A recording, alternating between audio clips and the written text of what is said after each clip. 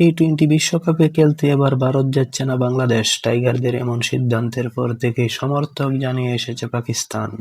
শুধু সমর্থন বললে অবশ্য কমই বলা হবে। বাংলাদেশের প্রতি সংহতি জানিয়ে পাকিস্তান ক্রিকেট বোর্ড মহসিন নকভী তো টি-টোয়েন্টি বিশ্বকাপ বয়কটেরও হুমকি দিয়েছিলেন। এরই মধ্যে অবশ্য রোববার 25 জানুয়ারি পাকিস্তান তাদের বিশ্বকাপ দল ঘোষণা করেছে। দল ঘোষণার পর অনেকেই মনে করছেন, আইসিসির হুমকিতে ভীত হয়েই বিশ্বকাপ বয়কটের সিদ্ধান্ত থেকে সরে এসেছে পাকিস্তান।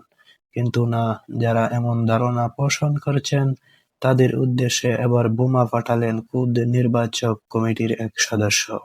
এ প্রসঙ্গে পিসিবির হাই পারফরম্যান্স ডিরেক্টর ও পুরুষ জাতীয় দলের নির্বাচন কমিটির সদস্য আকিব জাভেদ গদ্দাফি স্টেডিয়ামে সংবাদ সম্মেলনে জানান, পাকিস্তানের টি-টোয়েন্টি বিশ্বকাপের স্কোয়াড ঘোষণা করা হলেও তাদের অংশগ্রহণ এখনো শতভাগ নিশ্চিত নয়।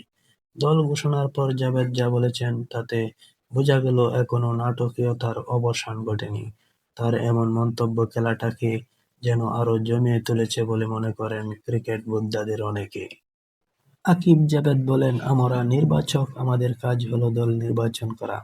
আমরা সময়সীমা ডেডলাইন ঠিক মুহূর্তে দল ঘোষণা করেছি। আমাদের অংশগ্রহণের বিষয়ে সরকার সিদ্ধান্ত নেবে, তাই সে বিষয়ে আমি কিছুই বলতে পারছি না। চেয়ারম্যানও একই কথা বলেছেন, তাই আমরা তাদের সিদ্ধান্তের জন্য অপেক্ষা করব।